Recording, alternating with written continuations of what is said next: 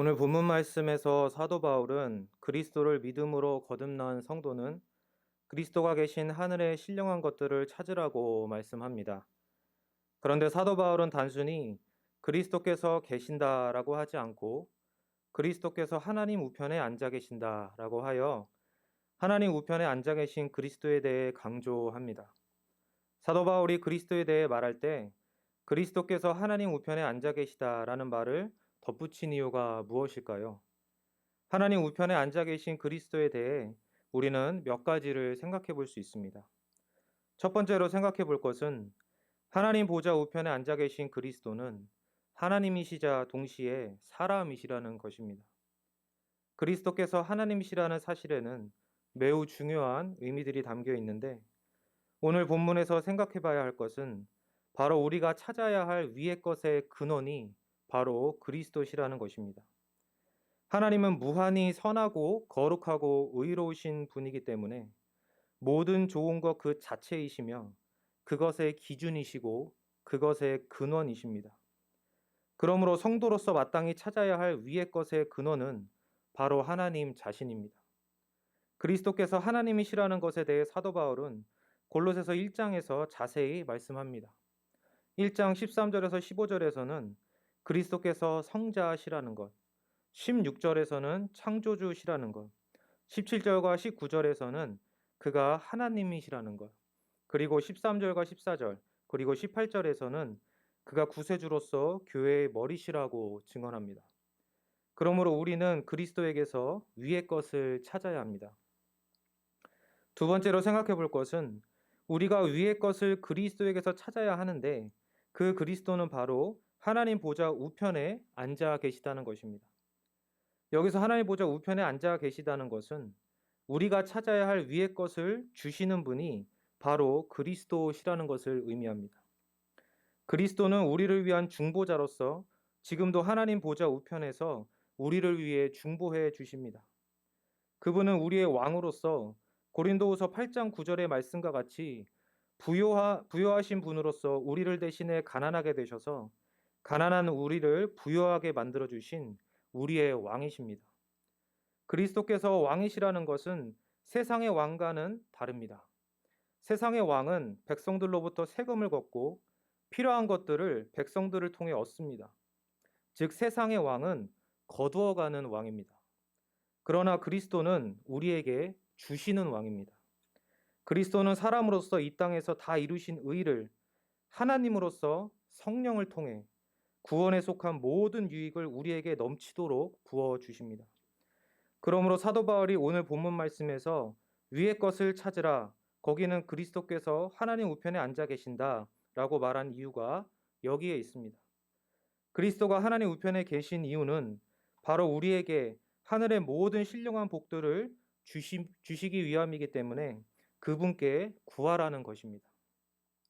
이에 대해 골로새서 1장 18절에서는 그리스도가 몸인 교회의 머리시라고 말씀하며 2장 19절에서는 머리이신 그리스도께 연합된 신자는 그리스도로부터 공급함을 받아서 그리스도의 장성한 분량에 이르기까지 자라게 하신다라고 말씀합니다.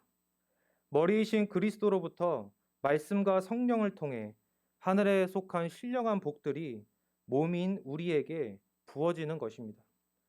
그러므로 오늘 본문에서 찾으라라는 것은 단순히 우리가 나서서 노력하여 찾아내라는 것이 아닙니다. 모든 것의 근원이시고 샘이신 그리스도께 기도로 구하라는 것입니다. 왜냐하면 그분만이 주실 수 있는 부요한 분이며 또한 이미 주셨고 지금도 우리에게 끊임없이 주고 계시고 장차 완전히 부어주셔서 우리를 영화롭게 하실 것이기 때문입니다. 그렇다면 그리스도께서 주시는 위의 것은 무엇일까요? 골로새서 전체를 살펴보면 그 위의 것이 무엇인지를 알 수 있습니다. 먼저 사도 바울은 골로새서 1장 9절에서 12절까지 해서 골로새 교인들을 위해 기도를 합니다. 이 기도의 내용을 간단히 말하자면 우리가 하나님의 뜻을 아는 것, 선한 열매를 맺는 것, 하나님을 알아가는 것, 기쁨으로 견디고 오래 참는 것, 성도의 기업을 얻게 하신 하나님 아버지께 감사하는 것 등인데 이것이 바로 우리가 구해야 할 위의 것입니다. 그리고 2장에서는 그 위의 것들과 반대되는 땅의 것이 무엇인지를 말씀한 후에 3장에서는 12절부터 긍휼, 자비, 겸손, 온유, 오래 참음, 용서, 사랑, 평강, 감사, 말씀, 지혜, 권면, 찬송, 찬양 등을 말씀합니다. 이 모든 것들도 역시 우리가 구하고 찾아야 할 위의 것입니다. 그런데 앞서 말씀드린 것처럼 이 모든 선하고 좋은 것들의 근원은 바로 하나님이신 그리스도이십니다. 그래서 골로새서 2장 3절에서는 그리스도 안에 지혜와 지식의 모든 보화가 감추어져 있다고 말씀합니다. 왜냐하면 2장 9절 말씀과 같이 그리스도 안에는 신성의 모든 충만이 육체로 거하시기 때문입니다. 즉 그리스도는 사람이실 뿐만 아니라 바로 하나님이시기 때문이라는 것입니다. 모든 선한 것의 근원이신 하나님은 선한 것만 떼어내어 우리에게 주시지 않습니다. 그분은 자기 자신을 우리에게 주십니다. 왜냐하면 하나님은 선한 것의 근원이실 뿐만 아니라 선한 것 그 자체이시기 때문입니다. 그래서 하나님은 그리스도 안에서 자기 자신을 우리에게 주셨습니다. 그래서 우리를 자신의 자녀, 자신의 신부, 자신의 거하실 전으로 삼으셨습니다. 그리고 새하늘과 새 땅에서 영원히 우리와 함께 하시기를 원하십니다. 그래서 골로새서 3장 4절의 말씀과 같이 그리스도께서 재림하실 때 우리를 부활하게 하셔서 영광 중에 나타나 영생을 누리게 하실 것입니다. 이러한 감당할 수 없는 큰 복을 주시기 위해 하나님은 그리스도를 통해 우리와 화목하셨습니다.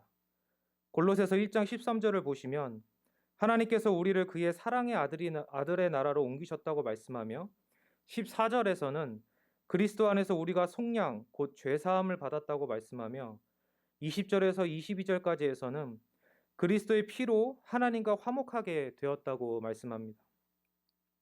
하나님이시자 사람이신 그리스도께서 십자가 위에서 우리를 위해 무한한 값을 지불하심으로 하나님의 영원한 진노와 죄와 악으로부터 값주고 우리를 사셔서 전에 악한 행실로 하나님을 멀리 떠나 마음으로 원수가 되었던 우리를 이제는 그리스도 안에서 거룩하고 흠없고 책망할 것이 없는 자로 세우셨고 장차 임할 최후의 심판 때에서도 그러한 자로서 서게 하실 것입니다.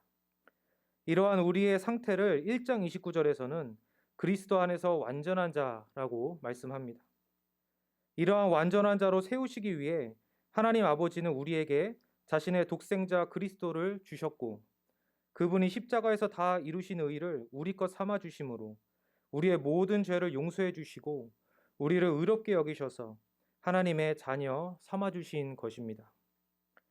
그리고 자녀이기 때문에 그리스도와 함께 상속자가 되어 하늘의 신령한 복들을 상속받을 권리를 또한 받게 되었습니다. 받을 자격이 전혀 없었던 우리가 이제는 그리스도 안에서 오직 그분의 공로로 받을 자격 또한 받게 된 것입니다. 그러므로 이제 우리는 그리스도께서 주신 것을 누리는 자일 뿐만 아니라 우리의 신랑이신 그리스도를 누리는 자들입니다. 그리고 우리는 아들로서 하나님 아버지를 누리는 자들입니다. 그리고 우리는 성령의 전으로서 성령을 누리는 자들입니다. 이처럼 삼위 하나님은 중보자 그리스도를 통해 우리와 영원히 함께하며 사랑하기를 원하셨고 그것을 그리스도 안에서 이루셨습니다. 그래서 사도 바울은 1장 27절에서 그리스도를 영광의 소망이라고 말씀합니다. 그러므로 우리가 구해야 할 위의 것은 바로 그리스도입니다. 우리가 구해야 할 것은 거룩한 성품이나 지혜와 지식만이 아니라 바로 그 모든 것의 근원이신 그리스도를 구해야 합니다. 왜냐하면 그분은 우리의 지혜, 의로움, 거룩함, 그리고 구원이시기 때문입니다. 그러므로 우리는 그분이 말씀과 성령으로 우리 안에서 마음껏 사시도록 우리 안에서 우리와 동행하시도록 날마다 구해야 할 것입니다. 그렇다면 믿음으로 그리스도와 연합하여 위의 것을 받아 누리게 하시는 이유가 무엇일까요? 하나님께서 그리스도를 우리에게 주심으로 하늘에 속한 신령한 복들을 누리게 하시는 이유는 바로 골로새서 3장 16절과 17절 말씀처럼 하나님을 찬양하고 하나님께 감사하여 하나님께 영광을 돌리게 하시기 위함입니다. 하나님께 영광을 돌린다는 것의 초점은 바로 하나님께 있습니다. 우리가 주목해야 할 것은 바로 하나님 자신입니다. 우리가 영원토록 누려야 할 것은 삼위일체 하나님이십니다. 새하늘과 새 땅에 있는 모든 어떤 좋은 물건이나 좋은 환경 등이 아니라 바로 우리를 구원하셔서 우리와 영원히 함께하기를 원하시는 삼위 하나님께 주목해야 하는 것입니다. 그러므로 우리가 거룩하고 흠이 없는 자로 서게 된 것은 바로 죄를 벗어버리고 하나님께 주목하여 하나님을 사랑하고 감사하고 찬양하면서 하나님과 영원히 함께하며 하나님을 영원히 누리게 하시기 위함입니다. 이를 위해 우리는 우리의 눈과 마음을 높이 들어 위, 즉 하늘을 바라봐야 합니다. 그리고 우리의 유익을 위해 지금도 중보하시는 하늘에 계신 우리의 중보자 그리스도를 바라봐야 합니다.